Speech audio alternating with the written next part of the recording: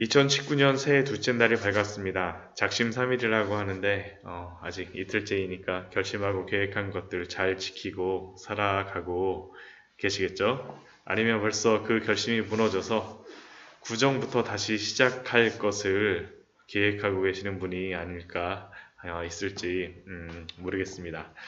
우리가 새해 세운 계획을 지키고 살아가기가 이렇게 어려운데 이 땅에서 주님의 말씀을 지키고 살아간다라는 것은 주의 은혜가 아니면 쉬운 일이 아닌 것 같습니다. 오늘 시편 119편 17절 말씀을 보면 시편의 기자도 이렇게 고백합니다. 주의 종을 후대하여 살게 하소서, 살게 하소서.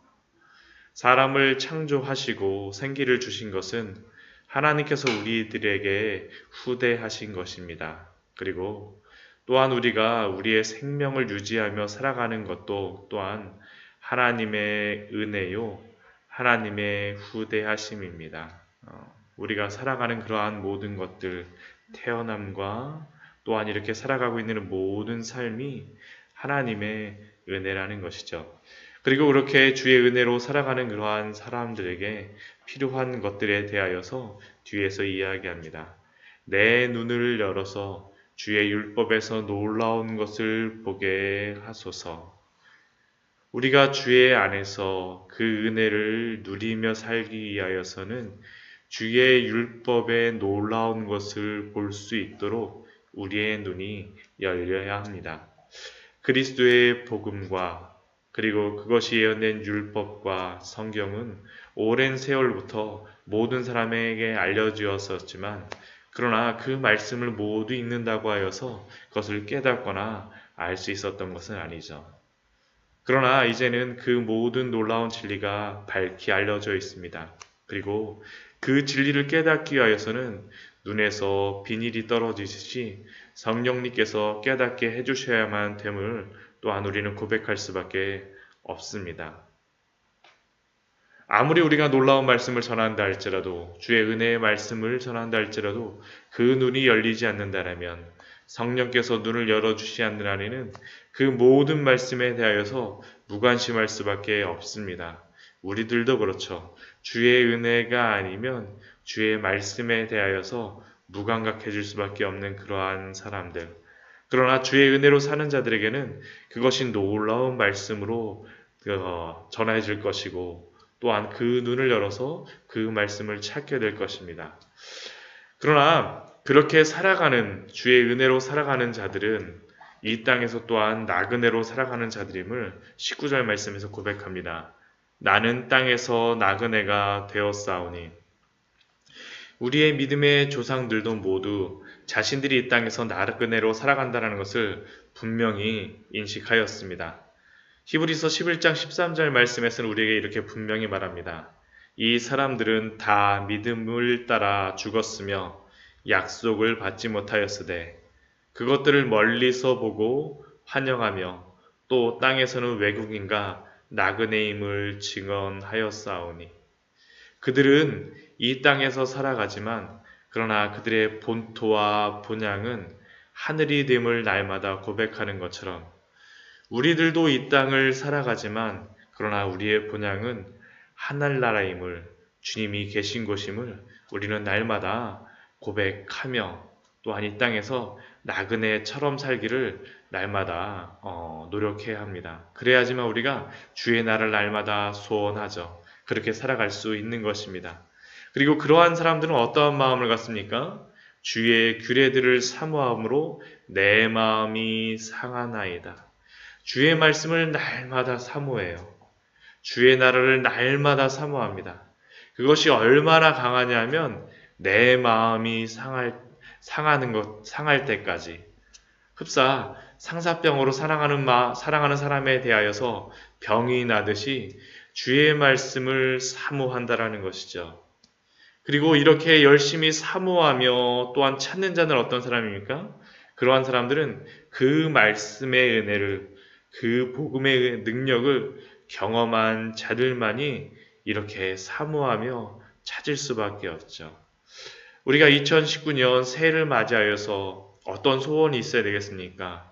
이 세상에 보이는 것들을 찾는데 너무나도 열심이어서 우리의 마음에 병이 나는 것이 아니라 주의 은혜를 날마다 사모함으로, 주의 말씀을 날마다 사모함으로, 주의 율법을 날마다 사모함으로, 주의 복음을 날마다 사모함으로 우리의 마음이 항상 불타는 그러한 2019년 되기를 소원합니다. 그 복음을 찾는 우리 성도님들 되시기를 축원드립니다. 그러나 교만한 자들은 어떻습니까? 21절 말씀을 보면 교만하여 저주를 받으며 주의 계명에서 떠나는 자들은, 교만한 자들은 주의 계명에서 떠납니다. 그리고 심지어는 22절, 23절 말씀을 보면 주의 계명을 지키려고 발버둥 치며 살아가는 자들을 오히려 비방하며 멸시하죠. 내가 주의 교훈들을 지켰사오니 비방과 멸시를 내게서 떠나게 하소서.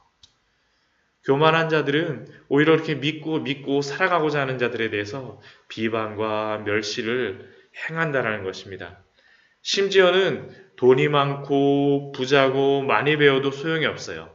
23절 말씀 보면 고관들도 앉아서 나를 비방하였사오나, 고관들도 우리를 비방할 수 있다라는 것이죠. 하나님을 모르는 자들은 하나님 뜻대로 살아가고자 하는 자들을 비방하며 너는 왜 그렇게 사니라고 이야기하는 것이 당연하다라는 거죠. 그러나 주의 뜻대로 살아가고자 하는 자들, 주의 복음을 지키며 살아가고자 하는 자들, 주의 말씀대로 살아가고자 하는 자들은 어떡합니까? 그러한 비방과 멸시 속에서 23절 후반절 말씀에 보면 이렇게 고백합니다. 주의 종은 주의 율례들을 작은 소리로 읊조렸나이다. 만약 주의 교훈들을 지키다가 때로는 고난과 핍박을 받을 때 주의 말씀을 기억하십시오. 그리고 그 말씀을 의지하십시오. 실제로 우리의 모든 믿음의 조상들은 그러한 환난과 핍박과 고난, 비방과 멸시 속에서 주의 말씀을 읊조리지 않았습니까? 심지어는 예수님께서도 그 십자가에 달려 돌아가실 때 40일 동안 금식하실 때에도 주의 말씀을 의지하며 그러한 당신의 그러한 뜻들, 하나님의 뜻들에 순종하셨음을 우리는 기억해야 합니다. 그리고 그러한 자들에게 주의 말씀, 주의 복음은 무엇입니까? 24절 이렇게 고백하죠. 주의 증거들은 나의 즐거움이요 나의 충고자이니이다. 세상의 다른 즐거움이 아니라 세상의 다른 충고자들, 다른 상담자들을 찾아가는 것이 아니라 주의 말씀을 찾으십시오. 주의 율법을 찾으십시오.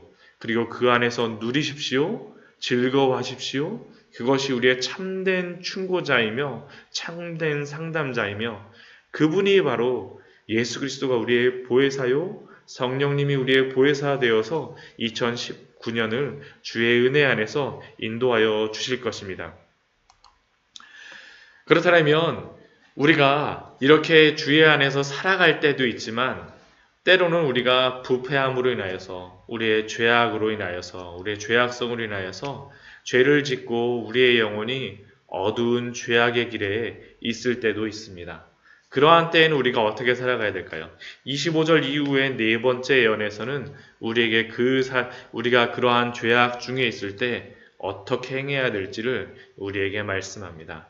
내 영혼이 진토에 붙었사오니, 내 영혼이 진토에 붙었다라는 것이 무엇인지가 분명하게 우리가 알 수는 없지만 그러나 이 네 번째 예언에서 나타나는 것을 보게 되면 이 진토에 붙었다라는 것은 죄에 눌리는 것을 의미합니다. 28절 말씀 보면 이렇게 얘기하죠. 나의 영혼이 눌림으로 말미암아 녹사오니.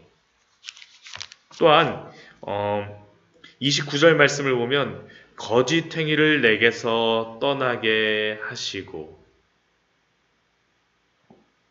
이때가 바로 영혼이 진토에 붙는 때입니다. 영혼이 죄로 인하여 눌리고 거짓으로 인하여 거짓 행위로 인하여 우리의 마음이 날마다 우리의 마음이 눌려 있을 때 그런 때 우리가 어떻게 해야 되겠습니까? 25절 후반절에 이렇게 이야기하죠. 주의 말씀대로 나를 살아나게 하소서. 주의 복음으로만 우리가 살아날 수 있다는 것이죠. 주님의 약속하신 그 복음으로만 우리가 살아날 수 있습니다. 또한 우리가 이렇게 새롭게 살아나기 위하여서는 우리에게 어떤 것이 있어야 되겠습니까? 우리에게 또한 회개함이 있어야 되겠죠. 26절 말씀에서 이렇게 이야기합니다. 내가 나의 행위를 아뢰매.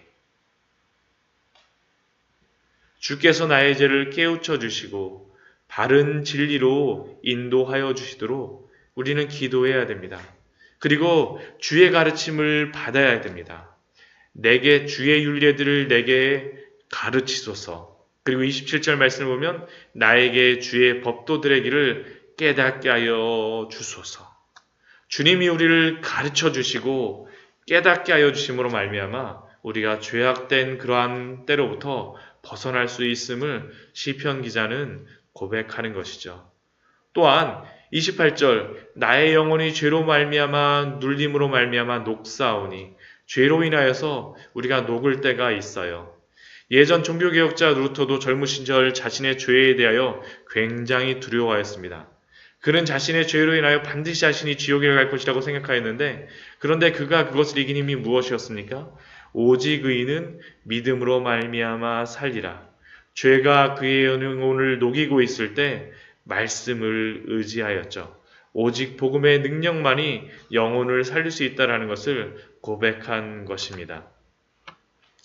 그리고 그렇게 살아가고자 하는 자들은 자신들의 길을 올바른 길에 서고자 선택하며 또한 노력합니다. 분투해요. 30절 말씀을 보면 이렇게 이야기합니다. 내가 성실한 길을 택하고 또한 31절 말씀도 비슷하죠. 내가 주의 증거들에 매달려 싸우니 주의 뜻대로 살아간다라고 하면서 주께 용서해달라고 죄를 용서해달라고 회개하면서 자신이 주의 성실한 길을 가고자 노력하지 않고 분투하지 않고 주의 말씀에 주의 복음에 매달리지 않는다라면 우리는 정말 우리가 어떠한 마음을 가지고 있는지 우리는 스스로를 점검해야 됩니다.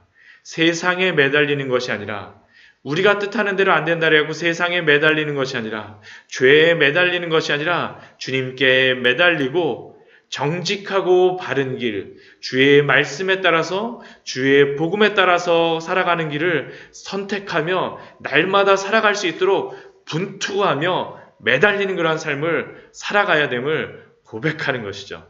그래서 32절 말씀에서 결론적으로 무엇이라고 이야기합니까? 주께서 내 마음을 넓히시면 내가 주의 계명들의 길로 달려가리이다. 정말로 죄악의 길로 달려가는 것이 아니라 주의 계명들의 길로 날마다 달려가는 삶. 그런데 그 달려가기 위해서 무엇이 필요합니까? 주께서 내 마음을 넓히시면, 여기서 넓힌다라는 것은 다른 것이 아니라 지혜로운 마음, 주님께서 주시는 그러한 지혜를 말합니다. 열왕기상 4장 29절 말씀에 보면 이렇게 지혜에 대해서 이렇게 이야기합니다. 솔로몬에게 지혜를 주실 때 이렇게 성경에 기록되어 있어요. 하나님이 솔로몬에게 지혜와 총명을 심히 주시고 또 넓은 마음을 주시되 바닷가에 모래같이 하시니, 결국 넓은 마음이라는 것은 하나님이 주시는 지혜롭고 총명한 마음입니다.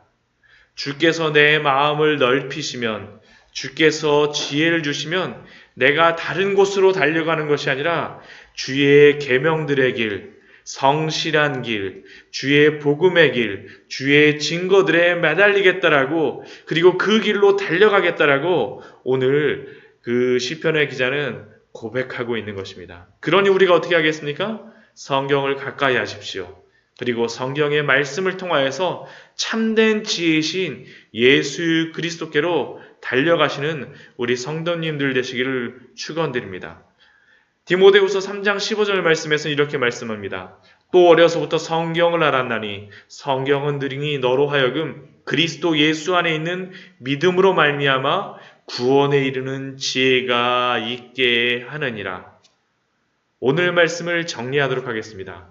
우리는 이 땅에서 우리가 원하던 원하지 않던 간에 하나님이 주신 그 시간 안에서 우리는 살아갈 수밖에 없습니다.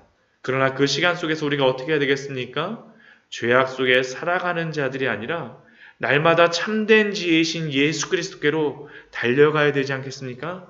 날마다 성경을 묵상함으로, 성경을 가까이 함으로 이 땅에 속하였으나 그러나 하늘에 속한 자로 여기며 날마다 나그네같이 살아가면서도 주의 은혜 안에서 정말로 영원을 소망하며 살아가시는 우리 성도님들 되시기를 축원드립니다.